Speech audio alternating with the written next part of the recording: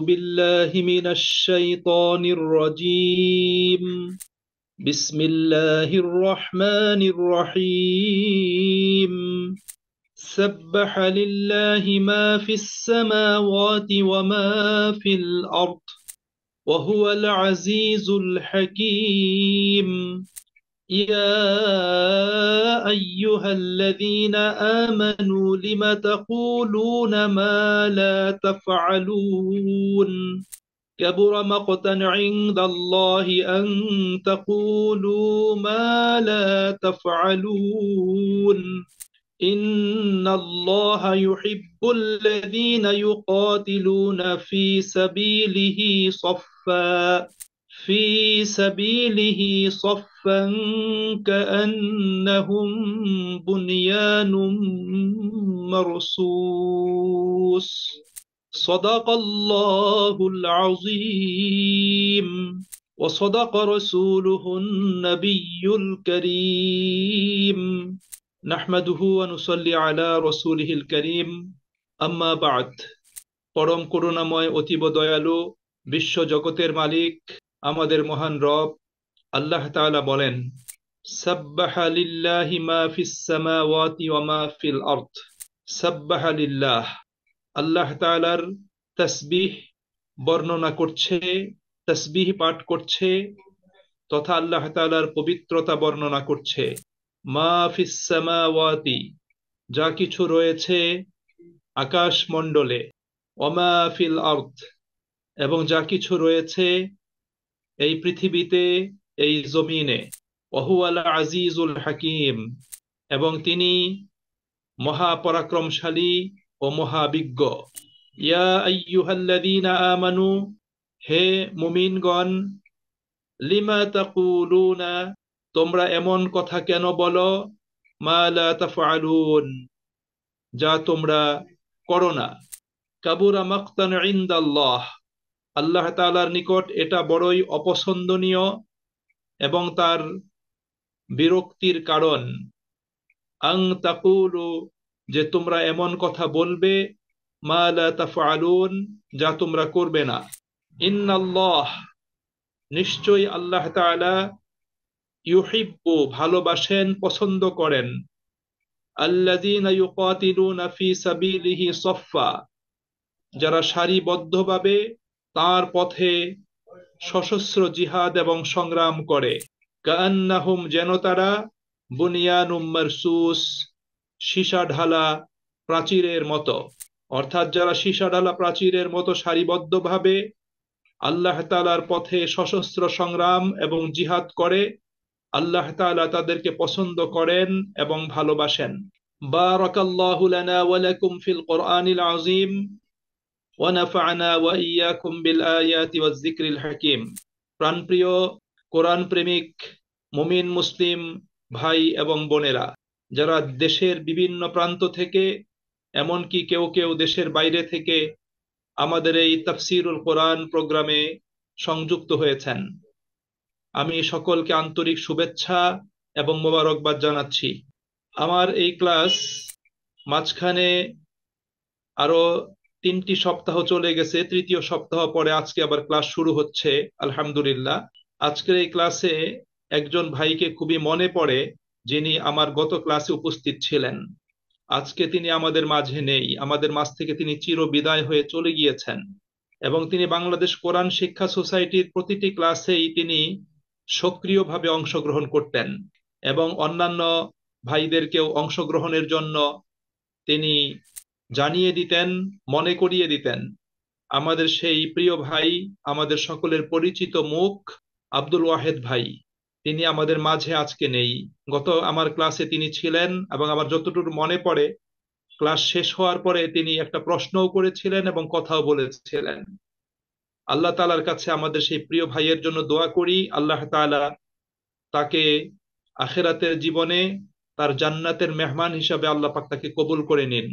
সম্মানিত ভাই এবং বোনেরা, বাংলাদেশ কোরআন শিক্ষা সোসাইটির যতগুলো প্রোগ্রাম চলমান রয়েছে, তন্মধ্যে এই তাফসীরুল কোরআন প্রোগ্রামটি অন্যতম গুরুত্বপূর্ণ একটি প্রোগ্রাম। আমরা সকলেই অবগত আছি, বাংলাদেশ কোরআন শিক্ষা সোসাইটি বাংলাদেশের ঘরে ঘরে প্রতিটি মানুষের কাছে কোরআনের মেসেজ, কোরআনের দাওয়াত, কোরআনের শিক্ষা পৌঁছে দেওয়ার জন্য, সমাজের সর্বত্র ছড়িয়ে দেওয়ার জন্য বদ্ধপরিকর এবং সেই লক্ষ্যে যাচ্ছে। আমরা আলহামদুলিল্লাহ তারই অংশ হিসাবে এই তাফসিরুল কোরআন প্রোগ্রামে আমরা অংশগ্রহণ করেছি। আল্লাহ পাকের কাছে আমাদের প্রত্যেকের আকুল আবেদন থাকবে, আল্লাহ তাআলা যেন আমাদের প্রত্যেককে কবুল করেন। আমরা যতদিন পৃথিবীতে বেঁচে থাকব, আমরা যেন আল্লাহ পাকের একনিষ্ঠ বান্দা হিসাবে, কোরআনুল কারীমের খাদেম হিসাবে, তার দ্বীনের দায়ী হিসাবে পৃথিবীর বুকে অবস্থান করতে পারি। এবং বাংলাদেশ কোরআন শিক্ষা সোসাইটিকে আল্লাহ রাব্বুল আলামিন কবুল করে নিন এবং তার সকল কার্যক্রমকে আল্লাহ পাক কবুল করুন। সম্মানিত ভাই এবং বোনেরা, আজকে আমাদের আলোচ্য বিষয় ছিল, আপনারা শিরোনাম দেখেছেন যে হে মুমিনগণ, তোমরা এমন কথা কেন বলো যে কথা অনুযায়ী তোমরা কাজ সম্পাদন করো না। এটি 61 নম্বর সূরা, সূরা আস-সফের দ্বিতীয় আয়াত। আমি সূরা আস-সফের প্রথম থেকে নিয়ে চতুর্থ আয়াত পর্যন্ত তেলাওয়াত করেছি। ইনশাআল্লাহ এই 4টি আয়াতের আলোকে আজকের বিষয়বস্তুর উপর সংক্ষিপ্ত আলোচনা উপস্থাপন করার চেষ্টা করব ইনশাআল্লাহ। আস-সা'য়ু মিন্নি ওয়াল ইতমামু মিনাল্লাহি তাআলা, আমার পক্ষ থেকে চেষ্টা থাকবে এবং তা পরিপূর্ণতা দান করবেন মহান আল্লাহ সুবহানাহু ওয়া তাআলা। আল্লাহ পাকের কাছে আবেদন জানাই, আল্লাহ যেন আমাদের সকলের উপকারে আসে, সকলের জন্য কল্যাণ হয়, সকলে দুনিয়া আখিরাতে সফলতার আলোকিত পথ দেখতে পাই এবং সে ব্যাপারে সচেতনতা লাভ করতে পারি। সেই ধরনের কথা যেন আজকে রব্বুল আলামিন এই তাফসিরুল কোরআন প্রোগ্রামে আমার জবান থেকে বের করে দেন এবং আমাদের সকলকে তা অনুসরণ করার, মেনে চলার, নিজেদের জীবনে আমলের মাধ্যমে বাস্তবায়ন করার তৌফিক যেন আল্লাহ রব্বুল আলামিন নসিব করেন। সুপ্রিয় ভাই এবং বোনেরা, সূরা আস-সফ কোরআনুল কারীমের 61 নম্বর সূরা। এই সূরাটি রাসূল করিম সাল্লাল্লাহু আলাইহি সাল্লাতু ওয়াস সালামের মাদানী জীবনে অবতীর্ণ সূরা। তবে মাদানী জীবনের ঠিক কখন, কোন পর্বে, কোন সময় সূরাটি নাজিল হয়েছে এটা সুনির্দিষ্টভাবে জানা যায়নি। তবে সূরার বিষয়বস্তু, তার আলোচ্য মানে যে আহকামগুলো, এগুলো পর্যালোচনা করলে, এগুলো নিয়ে চিন্তা মানে অনেকটা নিশ্চিতভাবে অনুমান করা যায়, ধারণা করা যায় এ সূরাটি যথাসম্ভব রাসূল করিম সাল্লাল্লাহু আলাইহি ওয়াসাল্লামের 3য় হিজরি সালে, অর্থাৎ উহুদ যুদ্ধের সমসাময়িক কালে আল্লাহ রাব্বুল আলামিন নাজিল করেছেন। কারণ এই সূরার মধ্যে যে সমস্ত পরিবেশ পরিস্থিতির প্রতি ইঙ্গিত রয়েছে তা এই সময়কালের সাথে সংশ্লিষ্ট। এজন্য মুফাসসিরিনগণ এই সময়কালটাকে এই সূরা নাজিল হওয়ার সময়কাল হিসাবে তারা প্রবলভাবে ধারণা এবং অনুমান করেছেন। এই সূরাতে রয়েছে মোট 12টি আয়াত এবং 2টো রুকুতে সূরাকে ভাগ করা হয়েছে। সূরার যে চতুর্থ আয়াতের যে ইউকাতিলুনা ফি সাবিলিহি সফফা, এই সফফা শব্দ থেকে সূরার নামকরণ করা হয়েছে। অর্থাৎ এটি এমন একটি সূরা যে সূরাতে এই সফ শব্দটি রয়েছে। সফ শব্দের অর্থ হলো সারি, কাতার, কাতার বা সারি। অর্থাৎ কিছু মানুষ এক কাতারে, এক সারিতে দণ্ডায়মান হওয়াকে আরবিতে সফ বলা হয়। যেমন আমরা নামাজের কাতারকে সফ বলি। এবং নামাজের কাতার যখন দাঁড়ায় ইকামত হওয়ার পরে ইমাম মুসল্লিদের দিকে তাকিয়ে ইমাম যে কথাগুলো বলে, সে কথাগুলোর ভিতর অন্যতম একটি কথা হলো সফু সুফুফাকুম। আপনারা যারা কাবা শরীফে গিয়েছেন, মসজিদ নববীতে গিয়েছেন, তারা এই কথাগুলো শুনেছেন যে ইমাম এই কথাগুলো বলে, সফু সুফুফাকুম, আকিমু সুফুফাকুম, আকিমু সুফুফাকুম, আতিম্মু সুফুফাকুম। অর্থাৎ তোমাদের সফকে তোমরা সঠিক করো, তোমাদের সফকে তোমরা পরিপূর্ণ করো। এই সফ হলো আপনার গিয়ে কাতার বা সারি, তার বহু বচন হলো সুফুফ। আল্লাহ রাব্বুল আলামিন এই সূরাটি রাসূল করিম সাল্লাল্লাহু আলাইহি ওয়াসাল্লামের উপর উহুদ যুদ্ধের সমসাময়িক কালে 3য় হিজরির দিকে আল্লাহ পাক কি করেন, নাজিল করেন। এই সূরার বিষয়বস্তু হলো যে মুমিনদের ব্যাপারে আল্লাহ রাব্বুল আলামিন এই নির্দেশনা প্রদান করছেন যে প্রত্যেক মুমিনের উচিত তার ঈমানের ব্যাপারে নিষ্ঠা এবং আন্তরিকতা অবলম্বন করা এবং তাদেরকে আল্লাহ রাব্বুল আলামিনের পথে নিজের জান এবং মাল কুরবানি করতে উদ্বুদ্ধ করা।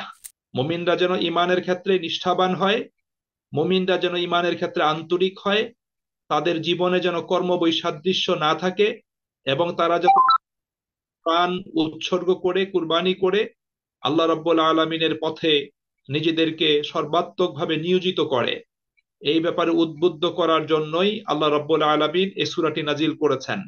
এই সূরাতে একদিকে যেমন দুর্বল ঈমানের অধিকারী মুসলিমদেরকে সম্বোধন করা হয়েছে, এবং যারা মিথ্যা ঈমানের দাবি করে বা ঈমানের মিথ্যা দাবি করে যারা ইসলামে প্রবেশ করেছিল তাদেরকেও সম্বোধন করা হয়েছে। আবার ঈমানের ব্যাপারে যারা একনিষ্ঠ ছিল তাদেরকেও সম্বোধন করা হয়েছে। কোন কোন আয়াতে আল্লাহ রাব্বুল আলামিন প্রথম দুই শ্রেণী, অর্থাৎ যারা দুর্বল ঈমানের অধিকারী এবং ঈমানের মিথ্যা দাবিদার, তাদের প্রসঙ্গে আল্লাহ পাক আলোচনা করেছেন। আবার কোন আয়াতে আল্লাহ রাব্বুল আলামিন মুনাফিকদের প্রসঙ্গে আল্লাহ পাক আলোচনা করেছেন। আবার কোন আয়াতে আল্লাহ পাক নিষ্ঠাবান মুমিনদের সম্পর্কে আল্লাহ পাক আলোচনা করেছেন। এজন্য শুরুতেই আল্লাহ সুবহানাহু ওয়া তাআলা জগতের সকল কিছু আল্লাহ পাকের তাসবিহ পাঠ করছে, তার পবিত্রতা বর্ণনা করছে। এই ঘোষণা দান করার পরে আল্লাহ সুবহানাহু ওয়া তাআলা মুমিনদেরকে সম্বোধন করে তার বক্তব্য শুরু করেছেন। এখানে আল্লাহ রাব্বুল আলামিন এখানে সম্বোধন করে কথাটা বলতে চাচ্ছেন, যারা কথা বলে একরকম কিন্তু কাজ করে অন্যরকম, আল্লাহ পাকের দৃষ্টিতে তারা অত্যন্ত ঘৃণিত মানুষ। আর যারা ন্যায়ের পথে লড়াই করার জন্য মজবুত প্রাচীরের মতো দুর্বেদ্য হয়ে দাঁড়ায়, আল্লাহ রাব্বুল আলামিনের কাছে তারা অতি প্রিয় মানুষ। অর্থাৎ সমাজের মানুষের মধ্যে আল্লাহ রাব্বুল আলামিন এখানে 4টি আয়াতে আল্লাহর দৃষ্টিতে যারা ঘৃণিত, আল্লাহর দৃষ্টিতে যারা হীন, আল্লাহ পাক তাদের কথা যেমনি ভাবে বলেছেন, একই সাথে আল্লাহ পাকের দৃষ্টিতে যারা ভালো, তার কাছে প্রিয় মানুষ, আল্লাহ তাআলা তাদের কথাও বলেছেন। এই 4টি আয়াতে আল্লাহ পাক এই দুটো জিনিস এখানে উপস্থাপন করেছেন। 5 থেকে 7 নম্বর আয়াতে, 3টি আয়াতে আল্লাহ সুবহানাহু ওয়া তাআলা উম্মতে মুহাম্মদীকে আল্লাহ পাক সাবধান এবং সতর্ক করেছেন। এখানে আল্লাহ রাব্বুল আলামিন বলেছেন যে মুসা আলাইহিস সালাতু ওয়াস সালামের উম্মত তার সাথে যেরকম হঠকারিতামূলক আচরণ করেছিল, তার অবাধ্য হয়েছিল, এবং মুসা আলাইহিস সালাতু ওয়াস সালাম আল্লাহ পাকের পক্ষ থেকে যে দ্বীন এবং শরীয়ত নিয়ে আগমন করেছিলেন সেটাকে তারা গ্রহণ করেনি, এবং সেটাকে তারা সঠিকভাবে পালন করেনি, তার প্র্যাকটিস তারা করেনি। আল্লাহ রাব্বুল আলামিন তাদের প্রসঙ্গটা উপস্থাপন করেছেন। একই সাথে ঈসা আলাইহিস সালাতু ওয়াস সালাম এবং তার জাতির লোকদের কথা আল্লাহ পাক উপস্থাপন করেছেন। ঈসা আলাইহিস সালাতু ওয়াস সালাম নবী মুহাম্মদুর রাসূলুল্লাহ সাল্লাল্লাহু আলাইহি ওয়াসাল্লামের পৃথিবীতে আগমনের শুভ সংবাদ প্রদান করেছিলেন।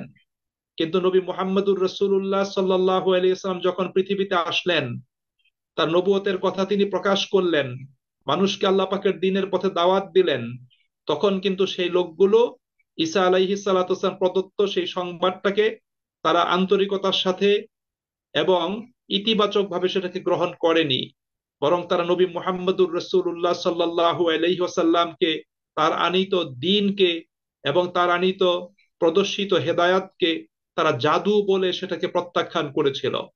আল্লাহ রাব্বুল আলামিন এই বিষয়টি এখানে উপস্থাপন করেছেন।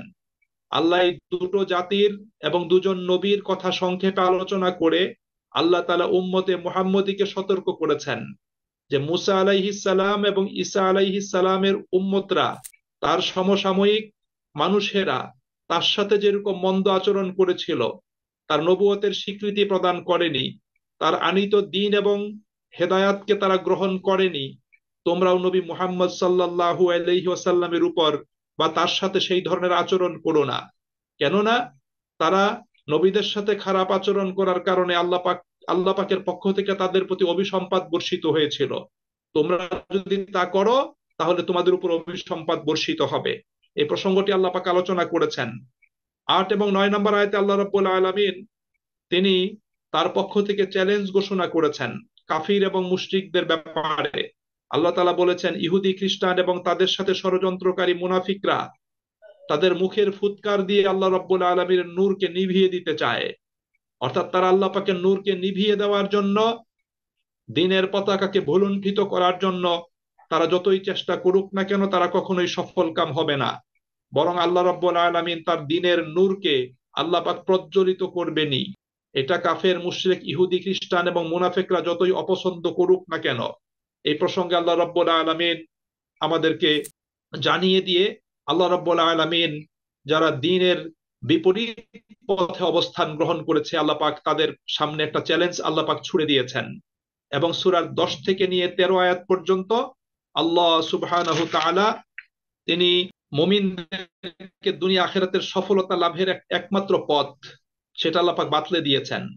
আল্লাহ পাক সেই বিষয়টা উপস্থাপন করতে গিয়ে একটি ব্যবসার কথা বলেছেন। আল্লাহ তাআলা মুমিনদেরকে সম্বোধন করে বলছেন, আমি কি তোমাদেরকে এমন একটা ব্যবসার কথা বলে দিব না, যে ব্যবসাটা অবলম্বন করলে, যে বিজনেসটা করলে তোমরা লাভবান হবে, তোমরা জাহান্নামের আগুন থেকে রক্ষা পেতে সক্ষম হবে, এবং আল্লাহ সুবহানাহু ওয়া তাআলা তোমাদের জীবনের ত্রুটি বিচ্যুতি গুনাহ খাতাগুলো আল্লাহ পাক মাফ করে দিবেন। সেই প্রসঙ্গে আল্লাহ রাব্বুল আলামিন আলোচনা করছেন, এবং সেই কাজটি সম্পাদন করলে আল্লাহ পাক তোমাদেরকে ভালোবাসবেন, তোমরা আল্লাহ পাকের প্রিয় পাত্র হতে সক্ষম হবে। এই প্রসঙ্গটি আল্লাহ সুবহানাহু ওয়া তাআলা এখানে আলোচনা করেছেন।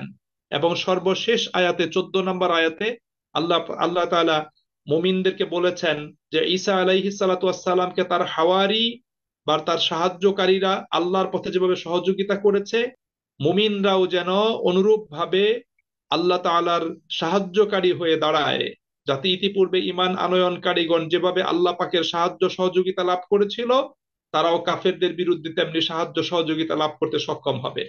অর্থাৎ আল্লাহর জমিনে আল্লাহর দ্বীনের দাওয়াতের, আল্লাহর দ্বীনের প্রচার প্রসার এবং প্রতিষ্ঠা কল্পে মুমিনরা যেন আল্লাহ পাকের সাহায্যকারী হিসেবে নিজেদেরকে দাঁড় করায়, যেমনি ভাবে ঈসা আলাইহিস সালাতু ওয়াস সালামের হাওয়ারীগণ দাঁড় করিয়েছিল। সেই প্রসঙ্গে আল্লাহ রাব্বুল আলামিন সর্বশেষ আয়াতে আলোকপাত করেছেন। সুতরাং সম্মানিত ভাই এবং বোনেরা, এই সূরা সফ আমাদের জন্য অত্যন্ত গুরুত্বপূর্ণ। আমাদের দুনিয়ার সফলতা, আখিরাতের সফলতা, আমাদের ইমানের পরীক্ষা প্রদান করে আমাদেরকে কামিয়াবি লাভ করা, আমাদেরকে নিফাকির হাত থেকে বেঁচে থাকা, আল্লাহ পাকের প্রিয় পাত্রে নিজেদেরকে পরিণত করা, এই বিষয়গুলো আল্লাহ রাব্বুল আলামিন এই সূরার মাধ্যমে আমাদের কাছে উপস্থাপন করেছেন। আমরা যদি এই সূরার বিষয়বস্তুটাকে সামনে রেখে এর শিক্ষাগুলো যদি নিজেদের জীবনে বাস্তবায়ন করতে পারি, আলহামদুলিল্লাহ আমরা অবশ্যই সফল কাম হতে সক্ষম হব। সম্মানিত ভাই এবং বন্ধুরা, আল্লাহ সুবহানাহু ওয়া তাআলা তিনি ইরশাদ করছেন, আল্লাহ তাআলা বলেন, সাব্বাহা লিল্লাহি মা ফিস সামাওয়াতি ওয়া মা ফিল আরদ।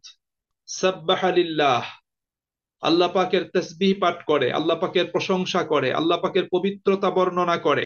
মা ফিস সামাওয়াতি ওয়া মা ফিল আরদ, যা কিছু রয়েছে আকাশমণ্ডলে, যা কিছু রয়েছে পৃথিবীতে। আল্লাহ তাআলা বলেন, আকাশমণ্ডল পৃথিবীতে যা কিছু আছে সবকিছুই আল্লাহ তাআলার পবিত্রতা বর্ণনা করে, তার প্রশংসা করে এবং তার তাসবিহ পাঠ করে। আল্লাহ সুবহানাহু ওয়া তাআলা বিশ্ব জাহানের যা কিছু সৃষ্টি করেছেন সবকিছু সদা সর্বদা এই সত্য প্রকাশ এবং ঘোষণা করে চলেছে যে যে বিশ্ব জাহানের স্রষ্টা পালনকর্তা আল্লাহ রাব্বুল আলামিন সকল দোষ ত্রুটি থেকে, অপূর্ণতা দুর্বলতা থেকে, ভুল ভ্রান্তি থেকে, অকল্যাণ থেকে তিনি পবিত্র। তার পবিত্র সত্তা পবিত্র, তার গুণাবলী পবিত্র, তার কাজকর্ম পবিত্র, তার সমস্ত সৃষ্টিমূলক এবং শরীয়তের বিধান সম্পর্কিত নির্দেশাবলীও পবিত্র। এভাবে আল্লাহ রাব্বুল আলামিন পবিত্রতা বর্ণনা করে। এখানে অতীতকাল বাচক শব্দটি, ক্রিয়াটি আল্লাহ রাব্বুল আলামিন ব্যবহার করেছেন, সাব্বাহা অতীতকাল বাচক ক্রিয়া। আবার কোন কোন সূরার শুরুতে আল্লাহ রাব্বুল আলামিন আপনার আপনার প্রেজেন্ট এবং ফিউচার মানে বাচক ভার্ব বা ক্রিয়া আল্লাহ রাব্বুল আলামিন ব্যবহার করেছেন। এর দ্বারা আল্লাহ পাক মিন করতে চাচ্ছেন যে সকল সৃষ্টি শুধু অতীতকালেই আল্লাহ পাকের পবিত্রতা বর্ণনা করেছে তাই নয়, অর্থাৎ অতীতেও আল্লাহ পাকের প্রশংসা গুণকীর্তন করা হয়েছে, বর্তমানেও আল্লাহ পাকের গুণকীর্তন প্রশংসা পবিত্রতা বর্ণনা করা হচ্ছে, এবং ভবিষ্যতেও আল্লাহ রাব্বুল আলামিনের পবিত্রতা বর্ণনা এবং গুণকীর্তন এটা অব্যাহত থাকবে। অর্থাৎ চিরকাল চিরদিন আল্লাহ রাব্বুল আলামিনের গুণকীর্তন এটা অব্যাহত থাকবে। এখানে আল্লাহ রাব্বুল আলামিন এই কথাটা শুরুতে মুমিনদের উদ্দেশ্যে কেন বললেন? মুমিনদের উদ্দেশ্যে আল্লাহ রাব্বুল আলামিন এই বিষয়টা এখানে এজন্য বললেন আল্লাহ সুবহানাহু ওয়া তাআলা, যে প্রত্যেক মুমিনের জেনে রাখা উচিত যে আল্লাহ রাব্বুল আলামিন মুমিনদের, মানুষের এই গুণকীর্তন গাওয়া আল্লাহ পাকের প্রশংসা করা, আল্লাহ পাকের পবিত্র বর্ণনা করা, এটার মুখাপেক্ষী আল্লাহ রাব্বুল আলামিন নন। আল্লাহ রাব্বুল আলামিন মুখাপেক্ষী নন, কারণ সৃষ্টির সবকিছু আল্লাহ রাব্বুল আলামিন পবিত্রতা বর্ণনা করছে। এখন মানুষ পবিত্রতা বর্ণনা করলে আল্লাহ পাকের মর্যাদা বেড়ে যাবে, পবিত্রতা বর্ণনা না করলে আল্লাহ পাকের মর্যাদা কমে যাবে, বিষয়টা কিন্তু এরকম নয়। বরং আল্লাহ রাব্বুল আলামিন এখানে এই কথাটাই বলতে চাচ্ছেন যে আল্লাহ সুবহানাহু ওয়া তাআলার পবিত্রতা সকল কিছুই বর্ণনা করছে। এখন তোমরা যদি আল্লাহ পাকের পবিত্রতা বর্ণনা করো, তার যদি তাসবিহ পাঠ করো, তাহলে সেটা তোমাদের জন্যই কল্যাণকর হবে, সেটা তোমরাই লাভবান হবে, তোমরাই উপকৃত হবে, তোমরাই সফলতা অর্জন করতে সক্ষম হবে। এই বিষয়টি আল্লাহ রাব্বুল আলামিন এখানে এভাবেই তিনি উপস্থাপন করেছেন। কারণ আল্লাহ রাব্বুল আলামিন মানুষ সহ কোন সৃষ্টির ইবাদতের এবং কোন সৃষ্টির প্রশংসার পবিত্রতা বর্ণনার মুখাপেক্ষী আল্লাহ রাব্বুল আলামিন নন। এই মর্মে কোরআনুল কারীমে আল্লাহ রাব্বুল আলামিন অনেকগুলো কথা বলেছেন। যেমন আল্লাহ তাআলা কোরআনুল কারীমে সূরা ইখলাসেই বলেছেন, কুল হুয়াল্লাহু আহাদ আল্লাহুস সামাদ, বলো আল্লাহ রাব্বুল আলামিন এক, তিনি একক। আল্লাহুস সামাদ, আল্লাহ পাক অমুখাপেক্ষী, তিনি কারো মুখাপেক্ষী নন। অর্থাৎ তিনি কারো গুণগান, গুণকীর্তন, প্রশংসা, পবিত্রতা বর্ণনা, ইবাদত আরাধনার তিনি মুখাপেক্ষী নন। আল্লাহ পাক স্বয়ং সম্পূর্ণ। আল্লাহ তাআলা বিভিন্ন সূরাতে বলেছেন, ইন্নাল্লাহা লাগানিয়ুন হামিদ, আল্লাহ রাব্বুল আলামিন তিনি গানি, গানি হলেন আল্লাহ রাব্বুল আলামিন, তিনি পরিপূর্ণ এবং তিনি স্বয়ং সম্পূর্ণ এবং তিনি কারো মুখাপেক্ষী নন। হামিদ, আল্লাহ তাআলা প্রশংসিত। কেউ প্রশংসা করলেও আল্লাহ পাক প্রশংসিত, কেউ প্রশংসা না করলেও আল্লাহ রাব্বুল আলামিন প্রশংসিত। এই জন্য আল্লাহ তাআলা সূরাতে শুরুতে এই কথাটা মানুষের উদ্দেশ্যে, মুমিনদের উদ্দেশ্যে আল্লাহ রাব্বুল আলামিন স্মরণ করিয়েছেন যে তোমরা স্মরণ করলে তোমাদের জন্য কল্যাণ হবে, তোমরা স্মরণ না করলে তোমাদের জন্য কল্যাণ হবে না, তোমরা ক্ষতিগ্রস্ত হবে। এ কথা বলার পরে আল্লাহ তাআলা বলছেন ওয়াহুয়াল আজিজুল হাকিম, এবং তিনি মহাপরাক্রমশালী, তিনি প্রজ্ঞাময়, তিনি মহাবিজ্ঞ। আল্লাহ পাক এই আজিজ এবং হাকিম এই দুটো শব্দ বলার পূর্বে আল্লাহ পাক হুয়া শব্দটা ব্যবহার করেছেন। এই হুয়া শব্দ ব্যবহার করার কারণে এই বাক্যটি, এটা হলো একটা মানে এর ভিতরটা প্রত্যয় তৈরি হয়েছে, একটা দৃঢ়তা তৈরি হয়েছে। অর্থাৎ তিনি মহাপরাক্রমশালী, অতিশয় বিজ্ঞ, শুধু তাই নয়, বরং প্রকৃত পক্ষে একমাত্র তিনি মহাপরাক্রমশালী এবং তিনি মহাবিজ্ঞ, তিনি প্রজ্ঞাময়। এখানে এই প্রত্যয়টা এখানে তৈরি হয়েছে, এখানে এই দৃঢ়তা, এই মজবুতি তৈরি হয়েছে। অর্থাৎ আল্লাহ রাব্বুল আলামিন তিনি একমাত্র মহাপরাক্রমশালী, তার মতো মহাপরাক্রমশালী আর কেউ কিন্তু নেই। এই বিষয়টি আল্লাহ রাব্বুল আলামিন এখানে উপস্থাপন করেছেন। আল্লাহ সুবহানাহু ওয়া তাআলা এখানে তিনি যে কথাটি বলতে চাচ্ছেন, সেই কথাটি হলো যে আল্লাহ সুবহানাহু ওয়া তাআলার যে সিফাত আজিজ, এর অর্থ হলো মহাপরাক্রমশালী, শক্তিমান, অপ্রতিরোধ্য ক্ষমতার অধিকারী, যার সিদ্ধান্তের বাস্তবায়ন পৃথিবীর কোনো শক্তি রোধ করতে পারে না, যার সাথে টক্কর দেওয়ার ক্ষমতা কারো নেই, ইচ্ছায় বা অনিচ্ছায় যার আনুগত্য সকলকেই করতে হয়, যার অমান্যকারী কোনোভাবেই তার পাকড়াও থেকে রক্ষা পায় না। আর হাকিম শব্দের অর্থ হলো তিনি যাই করেন জ্ঞান এবং প্রজ্ঞার সাহায্যে করেন। তার সৃষ্টি, তার ব্যবস্থাপনা, তার শাসন, তার আদেশ নিষেধ, তার নির্দেশনা সবকিছুই জ্ঞান এবং যুক্তি নির্ভর। তার কোনো কাজেই অজ্ঞতা, বোকামি এবং মূর্খতার লেশমাত্র নেই। এই জন্য এই দুটো শব্দকে আল্লাহ রাব্বুল আলামিন কোরআনুল কারীমের অধিক অধিক সংখ্যক আয়াতে আল্লাহ তাআলা ব্যবহার করেছেন। এবং এখানে আরেকটা সূক্ষ্ম বিষয় নিহিত আছে, সেই বিষয়টা আমাদের প্রত্যেকের জানা থাকা উচিত, যে কোরআনুল কারীমের খুব অল্প জায়গাতে আল্লাহ পাক তার শক্তি ক্ষমতার কথা বুঝাতে গিয়ে আল্লাহ তাআলা এই আজিজের সাথে কবি বা মুক্তাদির বা জব্বার বা জুনতিকাম, এই শব্দগুলো আল্লাহ পাক ব্যবহার করেছেন। কেন আল্লাহ পাক আজিজের সাথে হাকিম ব্যবহার করেছেন, আল্লাহ পাক আজিজের সাথে আলিম ব্যবহার করেছেন, আল্লাহ পাক আজিজের সাথে গাফুর ব্যবহার করেছেন, আল্লাহ তাআলা আজিজের সাথে রহিম ব্যবহার করেছেন, আল্লাহ তাআলা আজিজের সাথে হামিদ ব্যবহার করেছেন। এই ব্যবহারের উদ্দেশ্য হলো যে পৃথিবীর কোনো মানুষ যদি প্রবল শক্তি এবং ক্ষমতার অধিকারী হয়, তখন সে কিন্তু আপনার গিয়ে মানে সে আপনার মূর্খতা সুলভ অনেক আচরণ করে, সে জুলুম অত্যাচার করে, তার দ্বারা অনেকের অন্যের অধিকার এবং হক বিনষ্ট হয়। এই জন্য আল্লাহ রাব্বুল আলামিন আজিজের সাথে আলিম, হাকিম, রহিম, গফুর এই শব্দগুলো ব্যবহার করে আল্লাহ রাব্বুল আলামিন বোঝাতে চাচ্ছেন যে পৃথিবীতে আল্লাহ রাব্বুল আলামিন তিনি এবং এমন এক মহা শক্তি এবং ক্ষমতার অধিকারী, তিনি অবিবেচক নন, তিনি জুলুমকারী নন, তিনি অজ্ঞ নন, তিনি মূর্খ নন, বরং তিনি মহাপরাক্রমশালী হওয়ার সাথে সাথে তিনি মহাবিজ্ঞ, তিনি মহাপরাক্রমশালী হওয়ার সাথে সাথে তিনি অত্যন্ত দয়ালু, মহাপরাক্রমশালী হওয়ার সাথে সাথে তিনি অত্যন্ত কোমল, মহাপরাক্রমশালী হওয়ার সাথে সাথে তিনি ক্ষমাশীল, মহাপরাক্রমশালী হওয়ার সাথে সাথে তিনি অত্যন্ত ধৈর্যশীল এবং সহিষ্ণু। এই বিষয়গুলো আল্লাহ রাব্বুল আলামিন কোরআনুল কারিমে তিনি উল্লেখ করেছেন। এই জন্য আল্লাহ সুবহানাহু ওয়া তাআলার যে সার্বভৌমত্ব, যার কথা আল্লাহ পাক কোরআনুল কারিমে আল্লাহ পাক আলোচনা করেছেন, সেটা হলো যে আল্লাহ সুবহানাহু ওয়া তাআলা তিনি মানবিক সকল দুর্বলতার ঊর্ধ্বে। আল্লাহ রাব্বুল আলামিন তার এই গুণাবলীগুলো উল্লেখ করে আল্লাহ পাক পরবর্তীতে তার মূল আলোচনাটা, যেই নির্দেশটা আল্লাহ পাক আমাদেরকে শোনাতে চাচ্ছেন, সেই বিষয়টা আল্লাহ পাক এখানে উল্লেখ করছেন। সুতরাং প্রথম আয়াত, তার মানে হলো আকাশমণ্ডল পৃথিবীতে যা কিছু আছে সব কিছু আল্লাহ পাকের তাসবিহ পাঠ করছে, তার পবিত্রতা বর্ণনা করছে, এবং আল্লাহ তাআলাই মহাপরাক্রমশালী এবং তিনি প্রজ্ঞাময়, তিনি মহাবিজ্ঞ।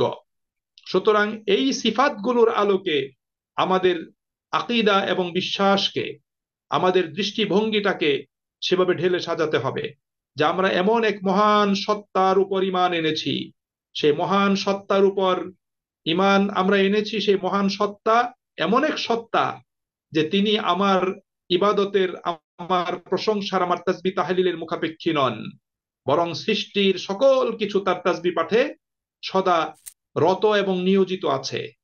এবং সেই মহাপরাক্রমশালী সত্তা আল্লাহ সুবহানাহু ওয়া তাআলা তিনি আপনার গিয়ে চিরন্তন সার্বভৌম ক্ষমতার অধিকারী, তিনি আপনার গিয়ে রাজাদিরাজ, এবং তিনি সকল প্রকার দুর্বলতা অক্ষমতা থেকে তিনি মুক্ত, এবং তিনি প্রজ্ঞাময়, তিনি যা কিছু করেন প্রজ্ঞার সাহায্যে, জ্ঞানের সাহায্যে, পরিকল্পিত পদ্ধতিতে তিনি তার কার্যাদি সুসম্পন্ন করে থাকেন।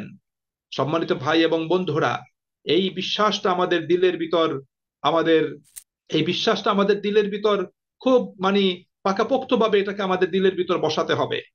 কারণ মানুষের বিশ্বাস, মানুষের আকীদা, মানুষের দৃষ্টিভঙ্গি কিন্তু মানুষের পরবর্তী কার্যক্রম গুলোকে সেভাবে সাজাতে এবং পরিচালনা করতে সহায়তা করে। যদি আকীদা, বিশ্বাস, দৃষ্টিভঙ্গি যদি খারাপ হয়, তাহলে ভুল দৃষ্টিভঙ্গি থেকে পরবর্তীতে মানুষের কর্মের গতিপথ কিন্তু ভুল ভুল দিকে অগ্রসর হয়। এই জন্য এই দৃষ্টিভঙ্গিটা সঠিক করে নিতে হবে। এরপরে আল্লাহ রাব্বুল আলামিন তিনি আমাদের উদ্দেশ্যে বলছেন, ইয়া আইয়ুহাল্লাযীনা আমানু, হে ওই সমস্ত লোকেরা যারা ঈমান এনেছো, লিমা তাকুলুনা মা লা তাফআলুন, তোমরা এমন কথা কেন বলো যে কথা অনুযায়ী তোমরা কাজ করো না। আল্লাহ রাব্বুল আলামিন এখানে বলতে চাচ্ছেন যে যে কথা অনুযায়ী তোমরা কাজ করো না, এমন কথা তোমরা কেন বলো। কাবুরা মাকতান ইনদাল্লাহি আন তাকুলু মা লা তাফআলুন, আল্লাহর কাছে এটা অত্যন্ত অপছন্দনীয়, আল্লাহ পাক এটাকে খুবই অপছন্দ করেন, তার কাছে এটা জঘন্য একটা বিষয় যে তোমরা এমন কথা বলবে যে কথা অনুযায়ী তোমরা কার্যাদি সম্পাদন করবে না। এখানে আল্লাহ রাব্বুল আলামিন দুটো কথা বোঝাতে চাচ্ছেন। প্রথম কথা হলো একজন খাঁটি মুসলিমের, খাঁটি মুমিনের কথা এবং কাজের ভিতর মিল থাকতে হবে। যিনি খাঁটি মুমিন, যিনি সত্যিকারের মুমিন, সত্যিকারের মুমিনের ভিতর কখনোই কর্মবৈসাদৃশ্য থাকবে না। তার মুখে মিষ্টি মিষ্টি কথা, কিন্তু অন্তরে দুরভিসন্ধি, অন্তরে তার দুষ্টমি, এটা কোনো মুমিন ব্যক্তি থাকবে না। আমাদের সমাজ জীবনে একটা কথা প্রচলিত আছে যে বাহিরে ফিটফাট ভিতরে সদরঘাট। মুমিন এই প্রকৃতির হবে না, যে লেবাসে, চেহারাতে, সুরতে, মুখের কথায় সে খুব কেতাদুরস্ত সুন্দর হবে, কিন্তু ভিতরে তার ভিতর কোনো কিছুই থাকবে না। মুমিন এই প্রকৃতির হবে না, বরং মুমিনের ভিতর এবং বাহির একই রকম হবে। সে যা বলবে সেটা সে করে দেখাবে, আর করার নিয়ত কিংবা সৎসাহস না থাকলে সে সে তা কখনোই মুখে বলবে না। একরকম কথা বলা এবং অন্যরকম কাজ করা, এটা মানুষের একটা জঘন্য দোষ, যা আল্লাহ রাব্বুল আলামিনের দৃষ্টিতে অত্যন্ত ঘৃণিত। যে ব্যক্তি আল্লাহর প্রতি ঈমান পোষণ করার দাবি করে, তার পক্ষে এমন নৈতিক দোষ এবং বদ স্বভাবে লিপ্ত হওয়া এটা আদৌ সম্ভব নয়। এই জন্য রাসূল করিম সাল্লাল্লাহু আলাইহি সাল্লাতু ওয়াসসালাম এই প্রকৃতির মানুষদেরকে তিনি মুনাফিক বলেছেন। যেমন একটি হাদিসে আল্লাহ নবী সাল্লাল্লাহু আলাইহি ওয়াসাল্লাম বলেছেন, আয়াতুল মুনাফিকি সালাসা, মুনাফিকের চিহ্ন তার পরিচিতি হলো তিনটি বিষয়ের মধ্যে: ইজা হাদ্দাসা কাযাবা, যখন সে কথা বলে মিথ্যা কথা বলে; ওয়াইজা ওয়াদা আখলাফা, যখন সে ওয়াদা প্রতিশ্রুতি দেয় তা ভঙ্গ করে; ওয়াইজা তুমিনা খানা, এবং যার কাছে যখন তার কাছে কোনো আমানত রাখা হয় তখন সে আমানতকে সে কি করে, খেয়ানত করে। এই অংশটুকু বুখারীর অংশ। মুসলিম শরীফে একই হাদিসের সাথে এতটুকু অতিরিক্ত আছে যে আল্লাহ রাসূল সাল্লাল্লাহু আলাইহি ওয়াসাল্লাম বলেছেন, ওয়া ইন সামা ওয়া সাল্লা ওয়া জাআমা আন্নাহু মুসলিম, যে সে যদিও নামাজ পড়ে, যদিও রোজা রাখে এবং নিজেকে মুসলিম বলে দাবি করে বা ধারণা করে, তারপরেও সেই ব্যক্তি মুনাফিক, তারপরেও সেই ব্যক্তি মুনাফিক। অন্য আরেকটা হাদিসে রাসূল করিম সাল্লাল্লাহু আলাইহি ওয়াসাল্লাম বলেছেন, যার ভিতর চারটা খাসলত থাকবে সে পরিপূর্ণ মুনাফিক, আর যার ভিতর চারটার কোনো একটা থাকবে তার ভিতর মুনাফিকের খাসলত আছে। এটাই প্রমাণিত হবে যতক্ষণ সে সেই খাসলতটা দূর না করবে। এ কথা বলার পরে রাসূল করিম সাল্লাল্লাহু আলাইহি ওয়াসাল্লাম তিনি বলেছেন যে তার কাছে যখন আমানত রাখা হয় সে খেয়ানত করে, সে যখন কথা বলে মিথ্যা কথা বলে, যখন সে ওয়াদা প্রতিশ্রুতিতে আবদ্ধ হয় তা সে ভঙ্গ করে, এবং যে সে যখন মানুষের সাথে বিতর্ক করে, তর্ক করে, তখন সে গালিগালাজ করে, অশ্লীল ভাষা ব্যবহার করে। এই চারটি কথা রাসূল করিম সাল্লাল্লাহু আলাইহি ওয়াসাল্লাম তিনি আমাদেরকে জানিয়েছেন। সুতরাং ইসলামিক স্কলারদের মতে কোনো ব্যক্তি আল্লাহ তাআলার সাথে যদি কোনো ওয়াদা অঙ্গীকার করে, কিংবা মানুষের সাথে কোনো চুক্তিতে আবদ্ধ হয়, অথবা কারোর সাথে কোনো বিষয়ে ওয়াদা ওয়াদা করে, আর তা যদি গুনাহের কাজের মানে বা কোনো প্রতিশ্রুতি ভঙ্গের যদি বিষয় না হয়, তখন তার উচিত হলো সেই ওয়াদা প্রতিশ্রুতি তাকে কি করতে হবে, অবশ্যই রক্ষা করতে হবে। তাহলে এখানে প্রথমত আল্লাহ রাব্বুল আলামিন এই বিষয়ে ইঙ্গিত করেছেন, অর্থাৎ নিষ্ঠাবান মুমিনদের তাদের বৈশিষ্ট্য, তাদের ক্যারেক্টার কেমন হওয়া উচিত, তাদের কথা এবং কাজ কেমন হওয়া উচিত, সেই বিষয়টা আল্লাহ পাক এখানে তুলে ধরেছেন। আর দ্বিতীয়ত আল্লাহ রাব্বুল আলামিন এখানে আরেকটা সাধারণ লক্ষ্য এবং উদ্দেশ্য আল্লাহ পাক বর্ণনা করেছেন এখানে।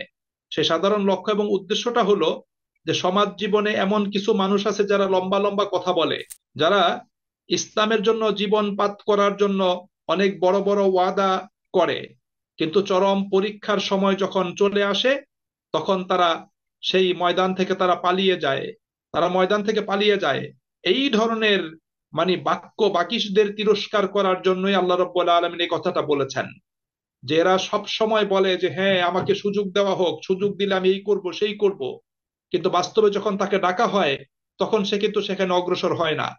আল্লাহ রাব্বুল আলামিন এই বিষয়ে কোরআনুল কারীমের বিভিন্ন জায়গাতে আল্লাহ পাক আলোচনা করেছেন। সূরা নিসার ৭৭ নম্বর আয়াতে আল্লাহ পাক এই প্রকৃতির মানুষদের কথা বলেছেন। সেখানে আল্লাহ তাআলা বলেছেন যে আলাম তারা ইলাল্লাযীনা ক্বিলা লাহুম কুফু আইদিয়াকুম ওয়া আকিমুস সালাতা ওয়া আতুজ যাকাহ, সাহাবীদের মধ্যে কিছু লোক এমন ছিল যারা রাসূল করিম সাল্লাল্লাহু আলাইহি ওয়াসাল্লামের কাছে মানে জিহাদের এবং সশস্ত্র যুদ্ধের জন্য আবেদন জানিয়েছিল যে ইয়া রাসূলুল্লাহ সাল্লাল্লাহু আলাইহি ওয়াসাল্লাম, আমাদেরকে প্রতিরোধ করার, কাফেরদের অত্যাচারের মানে বিরুদ্ধে আমাদেরকে দাঁড়ানোর, তাদের বিরুদ্ধে অস্ত্র ধারণ করার জন্য আমাদেরকে অনুমতি প্রদান করা হোক। কিন্তু রাসূল করিম সাল্লাল্লাহু আলাইহি ওয়াসাল্লাম আল্লাহ পাকের নির্দেশ ক্রমে তাদেরকে বলেছিলেন যে তোমরা এখন নিজেদের হাতকে সংবরণ করে রাখো, হাতগুলোকে আক্রমণ করা থেকে নিবৃত রাখো, তোমরা নামাজ কায়েম করো, যাকাত প্রদান করো, অর্থাৎ তোমরা এখন মৌলিক ইবাদতে আত্মনিয়োগ করো। আল্লাহ পাক তাদেরকে এই কথাটা জানিয়ে দিয়েছিলেন। ফালাম্মা কুতিবা আলাইহিমুল কিতাল, আল্লাহ বলেন অতঃপর যখন কিতালের নির্দেশ প্রদান করা হলো, জিহাদের জন্য তাদেরকে ডাকা হলো, জিহাদ তাদের উপর ফরজ করা হলো, সেখানে যাওয়ার জন্য আহ্বান জানানো হলো, আল্লাহ তাআলা বলেন ইজা ফারিকুম মিনহুম ইয়াখশাউনান নাস কাখাশিয়াতিল্লাহি আও আশাদ্দা খাশিয়া, তখন কিছু মানুষ তারা মানুষ ভাবে ভয় করা শুরু করলো, যেমনি ভাবে ভয় করা হয় আল্লাহ তাআলাকে, বা তার চেয়ে তো বেশি ভয় করা শুরু করলো। এবং তারা বলল রব্বানা লিমা কাতাবতা আলাইনাল কিতাল, যে হে আল্লাহ, আমাদের উপর তুমি কেন কেতাল বা সশস্ত্র যুদ্ধ তুমি আমাদের উপর ফরজ করে দিলে, এই দায়িত্ব তুমি আমাদেরকে কেন দিলে? লাউলা আখারতানা ইলা আজালিন কারিব, আমাদেরকে যদি আরো কিছুদিন অবকাশ দিতে তাহলে সেটা আমাদের জন্য ভালো হতো। তারা এরকম আবেদন জানিয়েছিল। আল্লাহ রাব্বুল আলামিন তাদের এই মুখোশটা এখানে খুলে দিয়েছেন। আবার সূরা মুহাম্মদ ৪৭ নম্বর সূরার ২০ নম্বর আয়াতে আল্লাহ তাআলা বলেছেন যে ওয়ায়াকুলুল্লাযীনা আমানু লাউলা নুজ্জিলাত সূরাহ, যে মুমিনদের একটা দল তারা বলে যে একটা সূরা অবতীর্ণ হয় না কেন, যে সূরাতে যুদ্ধের নির্দেশ থাকবে। আল্লাহ তাআলা বলেন ফাইজা উনজিলাত সূরাতুন মুহকামাতুন, যখন একটা সুস্পষ্ট আহকাম সম্বলিত সূরা নাজিল হলো, ওয়াযুকিরা ফিহাল কিতাল, এবং তার ভিতর যুদ্ধের মানে নির্দেশনা সেখানে রইল সেই সূরার ভিতর, রাআইতাল্লাযীনা ফি কুলুবিহিম মারাদুন, তখন তুমি দেখবে যাদের অন্তরে রোগ আছে, ইয়ানজুরুনা ইলাইকা নাজারাল মাগশী আলাইহি মিনাল মাউত, সেই লোকগুলো মৃত্যু ভয়ে বিহবল মানুষের মতো তোমার দিকে তাকাচ্ছে। অর্থাৎ তারা তখন ভয় পেয়ে যাচ্ছে যে যুদ্ধে যাব, যুদ্ধে গেলেই তো মরে যাব, যুদ্ধে গেলেই তো স্ত্রী বিধবা হয়ে যাবে, যুদ্ধ গেলেই তো সন্তানরা এতিম হয়ে যাবে, যুদ্ধ গেলে তো আমার ব্যবসা বাণিজ্য কে দেখবে, আমার প্রপার্টি কে দেখবে। এরকম চিন্তায় তারা কি হয়েছে, বিত বিহবল দৃষ্টিতে তারা রসুল করিম সাল্লাল্লাহু আলাইহি ওয়াসাল্লামের দিকে তাকিয়েছে। এই জন্য আল্লাহ সুবহানাহু ওয়া তাআলা এখানে যারা ইসলামের জন্য জীবন পাত করার জন্য লম্বা লম্বা কথা বলে, জিহাদ ফি সাবিলিল্লাহর জন্য লম্বা লম্বা কথা বলে, কিন্তু বাস্তবে যখন তাদেরকে ডাকা হয় তখন তারা কেউ আসে না। এই জন্য আল্লাহ রাব্বুল আলামিন এখানে বলছেন যে এমন কথা কেন বলো যে কথা অনুযায়ী তোমরা কার্যাদি সম্পাদন করো না। আর কথা অনুযায়ী কার্যাদি সম্পাদন না করা, এটা আল্লাহ পাকের কাছে অত্যন্ত ঘৃণিত এবং জঘন্য একটা বিষয় হিসাবে বিবেচিত। আল্লাহ পাক এই বিষয়টি আমাদেরকে তিনি এভাবে সতর্ক করেছেন। এবং আল্লাহ সুবহানাহু ওয়া তাআলা এই কথাটি বলে আল্লাহ রাব্বুল আলামিন এখানে তিনি আমাদের সামনে আল্লাহ পাক বলছেন, যা ইবনে আব্বাস রাদিয়াল্লাহু আনহু তিনি উপস্থাপন করেছেন, যে মুসলিমদের মধ্যে কিছু লোক ছিল যারা জিহাদ মানে হওয়ার পূর্বে বলতো, হায় আল্লাহ তাআলার কাছে যে কাজটি সবচেয়ে বেশি প্রিয় তা যদি আমরা জানতাম তাহলে তাই করতাম, কিন্তু যখন তাদেরকে জিহাদের কথা বলা হলো তখন তারা সেখান থেকে পিছনে হটে চলে গেল। এই বিষয়টা এখানে উপস্থাপন করা হয়েছে। এবং মুকাতিল ইবনে হাইয়ান রাহিমাহুল্লাহ তিনি বলেছেন, উহুদের যুদ্ধে এসব লোক কঠিন পরীক্ষার মুখোমুখি হলে তারা রাসূল করিম সাল্লাল্লাহু আলাইহি ওয়াসাল্লামকে ফেলে তারা পালিয়ে চলে গিয়েছিল। আব্দুল্লাহ ইবনে যায়েদ রাদিয়াল্লাহু আনহু তিনি বলেন, বহু লোক নবী করিম সাল্লাল্লাহু আলাইহি ওয়াসাল্লামকে আশ্বাস দিত যে আপনাকে যদি শত্রুর মুখোমুখি হতে হয় তাহলে আমরা আপনার পাশে থাকব, কিন্তু শত্রুর সাথে মুখোমুখি হওয়ার সময় তাদের সেই ওয়াদা প্রতিশ্রুতি মিথ্যা প্রতিপন্ন হয়েছে, মানে মিথ্যা প্রমাণিত হয়েছে, তারা সেখানে থাকেনি। কাতাদা এবং দাহহাক রাহিমাহুমাল্লাহ তারা বলেছেন, কোন কোন লোক যুদ্ধে অংশগ্রহণ করত ঠিকই, কিন্তু তারা সেখানে গিয়ে চুপচাপ বসে থাকতো, তার শত্রুর মোকাবেলায় কখনোই অগ্রসর হতো না। এই ধরনের প্রকৃতির লোকদেরকে এখানে বলা হয়েছে। সম্মানিত ভাই এবং বোনেরা, আমরা যদি বর্তমান সমাজের দিকে যদি তাকাই, আমাদের সমাজ জীবনেও এরকম অসংখ্য মানুষ আছে যারা মুখে মানে খুব সুন্দর সুন্দর কথা বলে, কিন্তু বাস্তবে তারা কাজ করে না। মুখে সমাজ সংস্কারের কথা বলে, কিন্তু বাস্তবে সমাজ সংস্কারের জন্য তারা কোনো পদক্ষেপ গ্রহণ করে না। মুখে বলে আমরা আছি আপনাদের সাথে, কিন্তু বাস্তবে যখন ডাকা হয় তখন তারা কেউ সেখানে উপস্থিত হয় না। বিশেষ করে আমাদের সমাজ জীবনে আমাদের যারা রাজনৈতিক নেতৃবৃন্দ এবং ব্যক্তিত্ব যারা আছেন, আমরা তাদের চরিত্রে এই ধরনের মানে মন্দ দিকটা আমরা সুস্পষ্টভাবে দেখতে পাই। তারা মুখে সুন্দর সুন্দর কথা বলে, কিন্তু বাস্তবে তারা করে না।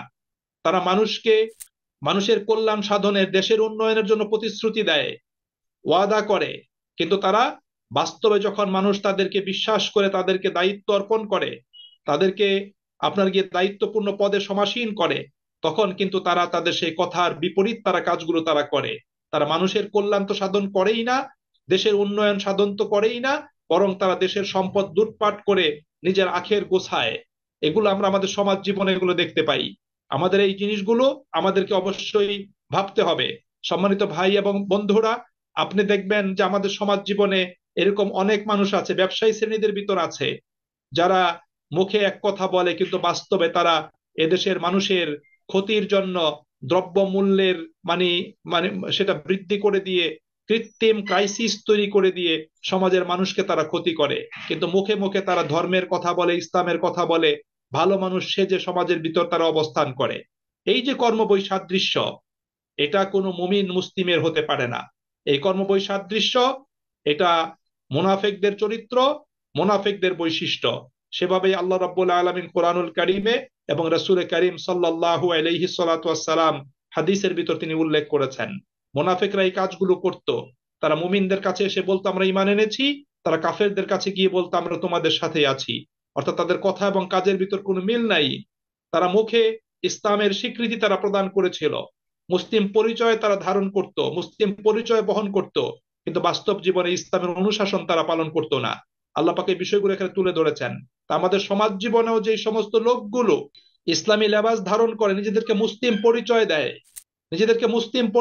নিজেদেরকে ভালো মানুষ হিসেবে পরিচয় দান করে, কিন্তু বাস্তবে যারা খারাপ কাজগুলো করে, দেশের ক্ষতি করে, সমাজের ক্ষতি করে, সমাজের মানুষের ক্ষতি করে, সমাজের মানুষকে কষ্ট দেয়, দেশের সম্পদ মানে লুণ্ঠন করে, তারাও এই আপনার গিয়ে মুনাফিক শ্রেণীর অন্তর্ভুক্ত হয়ে যায়। এই জন্য এই বিষয়টা আল্লাহ রাব্বুল আলামিন এখানে আমাদেরকে বারবার সতর্ক করেছেন। এরপর চতুর্থ আয়াতে এসে আল্লাহ তাআলা তিনি কাদেরকে পছন্দ করেন, কাদেরকে ভালোবাসেন, তাদের কথা আল্লাহ তাআলা বলছেন।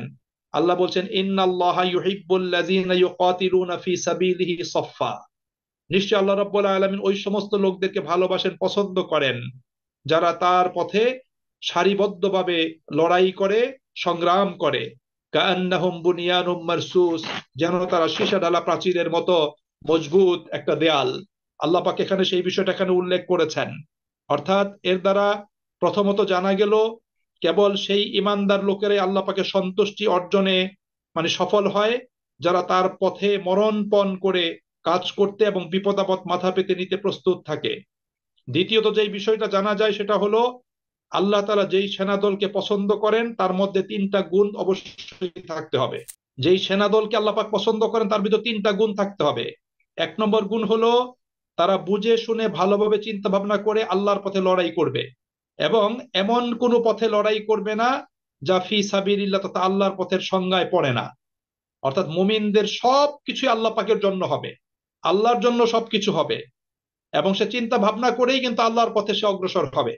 দ্বিতীয়ত, তারা বিচ্ছিন্নতা ও শৃঙ্খলাহীনতার শিকার হবে না, তারা বিশৃঙ্খল অবস্থায় থাকবে না, তাদের ভিতর উচ্ছৃঙ্খলতা থাকবে না, বরং মজবুত সংগঠন সুসংহত অবস্থায় কাতারবন্দি বা সুশৃঙ্খল হয়ে তারা আল্লাহর পথে লড়াই করবে। তাদের সাংগঠনিক মজবুতি থাকবে, তারা তাদের সংগঠনের দায়িত্বশীলের কথা তারা শুনবে, এবং তারা সংগঠনের রজ্জুকে মজবুতভাবে আঁকড়ে ধরবে, তারা তা থেকে বিচ্ছিন্ন হবে না। আর তৃতীয় হবে, শত্রুর বিরুদ্ধে তাদের অবস্থানটা হবে সুদৃঢ় দেয়ালের মতো, শত্রুর বিরুদ্ধে তাদের অবস্থান হবে সুদৃঢ় দেয়ালের মতো। আল্লাহ রাসূল সাল্লাল্লাহু আলাইহি ওয়াসাল্লাম মুমিনদের পারস্পরিক সম্পর্কটাকে একটা ইটের তৈরি দেয়ালের সাথে তুলনা করেছেন। আল্লাহ রাসূল সাল্লাল্লাহু আলাইহি ওয়াসাল্লাম বলেছেন মুমিনদের সম্পর্কটা হলো একটা ইটের তৈরি দেয়ালের মতো।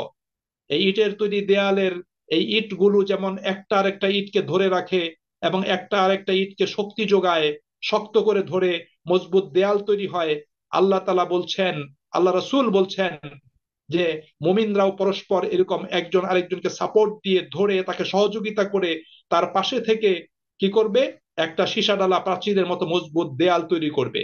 মুমিনরা যতদিন ঐক্যবদ্ধ থাকবে, মুমিনরা যতদিন সীসাডালা প্রাচীরের মতো মজবুত দেয়ালের মতো থাকবে, একসাথে অবস্থান করবে, একই প্ল্যাটফর্মে তাদের অবস্থান হবে, তাদের ভিতর শৃঙ্খলা থাকবে, তার সুসংহত অবস্থায় থাকবে, ততদিন পর্যন্ত মুমিনরা আপনার গিয়ে সফলতার এবং কল্যাণের মাঝে অবস্থান করবে, এবং তারা আল্লাহ পাকের দিনের সেটাকে এগিয়ে নেওয়ার জন্য, দিন কায়েমের জন্য তারা পৃথিবীতে আপনার গিয়ে ভালো কিছু করার সক্ষমতা লাভ করতে সক্ষম হবে।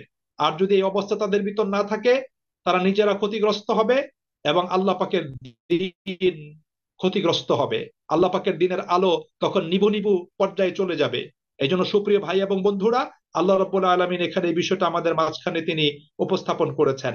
এখন একটা জিনিস আমাদের মনে রাখতে হবে, এই যে শেষ যে গুণটার কথা আল্লাহ তাআলা বলেছেন, যে শত্রুর বিরুদ্ধে তাদের অবস্থা হবে সুদৃঢ় দেয়ালের মতো। যুদ্ধের ময়দানে কোনো সেনাবাহিনী ততক্ষণ পর্যন্ত মজবুত দেয়ালের মতো দুর্ভেদ্য হয়ে দাঁড়াতে পারে না যতক্ষণ পর্যন্ত তার ভিতর অতিরিক্ত কিছু গুণাবলী না থাকবে। অর্থাৎ একটা কাফেলা, তারা শত্রুর বিরুদ্ধে, তারা কাফের মুশরিকদের বিরুদ্ধে তারা ততক্ষণ পর্যন্ত মজবুত দেয়ালের মতো দাঁড়াতে পারবে না যতক্ষণ তাদের ভিতর নিম্নের গুণগুলো না থাকবে। প্রথম গুণ হলো আকীদা, বিশ্বাস এবং উদ্দেশ্য লক্ষ্যের মধ্যে ঐক্য থাকা। তাদের আকীদা বিশ্বাস এক হইতে হবে এবং তাদের লক্ষ্য উদ্দেশ্য এক হবে, তাদের প্রত্যেকের লক্ষ্য এবং উদ্দেশ্য এক হবে। এই গুণটা কোনো যদি কাফেলার কোন সেনাবাহিনীর প্রতিটি সৈনিক মানে দের মাঝে থাকে, তাহলে তারা মজবুত দেয়ালের মতো ঐক্যবদ্ধ একটা প্রাচীর তৈরি করতে সক্ষম হবে। দ্বিতীয়ত, পরস্পরের নিষ্ঠা এবং ঐকান্তিকতার উপর আস্থা থাকতে হবে। প্রত্যেকের ভিতর নিষ্ঠা থাকতে হবে, আন্তরিকতা থাকতে হবে।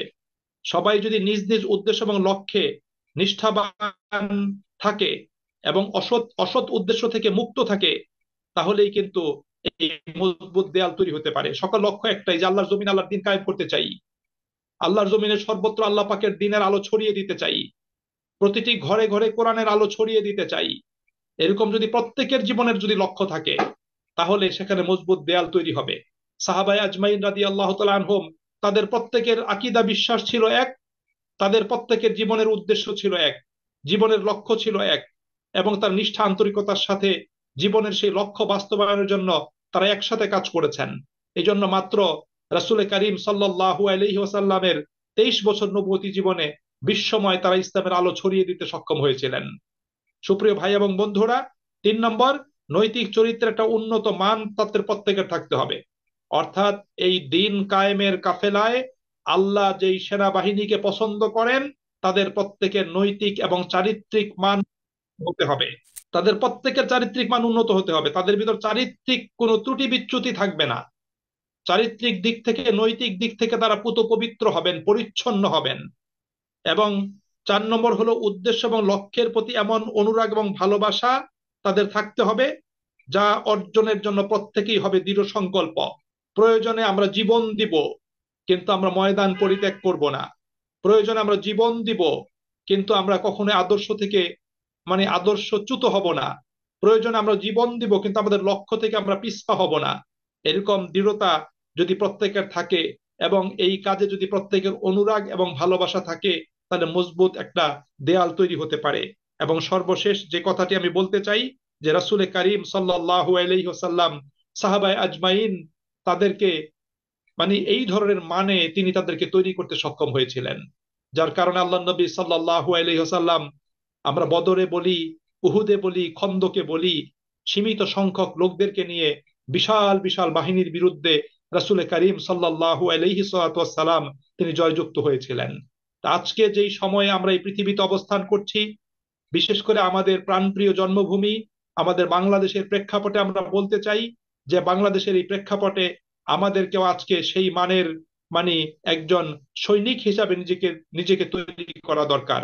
যে আমি আমার আকীদা বিশ্বাসের দিক থেকে পুত পবিত্র হব, পরিচ্ছন্ন হব, আমি নিষ্ঠা আন্তরিকতার সাথে কাজ করব, আমার নৈতিক চরিত্র উন্নত হবে, এবং আমার উদ্দেশ্য এবং লক্ষ্য বাস্তবায়নে আমি দৃঢ় সংকল্প হব। এইভাবে যদি আমরা যদি নিজেদেরকে তৈরি করতে পারি, এবং এই লক্ষ্যে কাজ করে যেই প্রিয় সংগঠন, সেই সংগঠনের সাথে একাত্ম হয়ে যদি আমরা কাজ করতে পারি, ইনশাআল্লাহ আমরা আল্লাহ পাকের ভালোবাসার প্রিয় সৈনিক হিসাবে নিজেদেরকে সুপ্রতিষ্ঠিত করতে সক্ষম হব। এবং আমরা এই জমিনে আল্লাহ পাকের দিন কায়েম করার যে আমাদের যে মহান লক্ষ্য, সেই লক্ষ্য বাস্তবায়নের দিকে আমরা অগ্রসর হতে সক্ষম হব। এবং বহিঃশত্রুর আক্রমণ থেকে এবং দেশের ভিতর লুকিয়ে থাকা যে সমস্ত মুনাফিক শ্রেণী আছে, যারা দেশের বিরুদ্ধে, এদেশের সেই আপনার গিয়ে তাওহিদি জনতার বিরুদ্ধে, দিনের বিরুদ্ধে যারা আপনার গিয়ে প্রকাশ্যে এবং গোপনে যারা তৎপর আছে, তাদের বিরুদ্ধে আমরা সফলতা অর্জন করতে সক্ষম হব। এই জন্য সুপ্রিয় ভাই এবং বন্ধুরা, এই অংশ থেকে আমাদের প্রত্যেককে এই শিক্ষাটাই গ্রহণ করতে হবে, যে আমরা সর্বদা আল্লাহ পাকের তাসবিহ পাঠ করব, তার গুণগান গাবো, আল্লাহ পাকের বড়ত্ব শ্রেষ্ঠ করব, এবং আমরা আল্লাহ পাক যে মহাপরাক্রমশালী, মহাবিজ্ঞ, সেই বিষয়টা সামনে রেখে আমরা নিজেদের নৈতিক মানকে উন্নত করার জন্য চেষ্টা করব। আমাদের কথা এবং কাজের ভিতর মিল থাকবে। আমরা এমন কথা বলবো না যে কথা অনুযায়ী আমরা কাজ করব না, অথবা আমরা এমন কাজ যেটা করছি, যে কাজটা আল্লাহ পাকের অপছন্দনীয়, সেই কথা আমরা মুখে কখনোই বলবো না, বরং নিজেদেরকে আমরা সংশোধন করে নিব। এবং আমরা আল্লাহর জমিনে আল্লাহর দ্বীনের আলোকে ছড়িয়ে দেওয়ার জন্য, দ্বীনের প্রচার প্রসার এবং প্রতিষ্ঠা কল্পে সর্বশক্তি নিয়োজিত করে আমরা সীসাডালা প্রাচীরের ন্যায় নিজেদেরকে আমরা মজবুত দেয়ালের মতো দাঁড় করাবো। তাহলেই ইনশাআল্লাহ এই জমিনে আল্লাহ পাকের দ্বীন কায়েম হওয়ার পথ সহজ হবে, এবং সেটা আপনার গিয়ে সুগম হবে। আমি আল্লাহ পাকের কাছে আমি এই কামনা করি, এই আবেদন জানাই, আল্লাহ যেন আমাদের প্রত্যেককে তার দিনের পথে কবুল করে নেন, আমরা যাতে ভিতরে বাহিরে একই রকম উন্নত চরিত্রের অধিকারী হতে পারি, আমাদের কথা এবং কাজের ভিতর যাতে মিল থাকে, সকল প্রকার মুনাফিকি থেকে যেন আমরা রক্ষা পেতে পারি, এবং আল্লাহর জন্যই যাতে আমরা সকল কাজ সম্পাদন করতে পারি। আল্লাহ পাক আমাদের সকলকে সেই তৌফিক নসিব করুন। এ কথা বলে আমি আজকের প্রোগ্রাম এখানেই শেষ করছি। আল্লাহ আমাদের সকলকে কবুল করুন, এবং আমরা প্রত্যেকেই প্রত্যেকের অবস্থান থেকে যাতে আমাদের এই দাওয়াতি কার্যক্রম, এই তাফসীর প্রোগ্রাম, আমরা আরো এটাকে আরো মানে সমৃদ্ধ করতে পারি। আল্লাহ আমাদের সকলকে সক্রিয়ভাবে সেই দায়িত্ব পালনের জন্য তৌফিক দান করুন। আমিন। ওয়া আখিরু দাওয়ানা আনিল হামদুলিল্লাহি রাব্বিল আলামিন। আসসালামু আলাইকুম ওয়া রাহমাতুল্লাহি ওয়া বারাকাতুহু।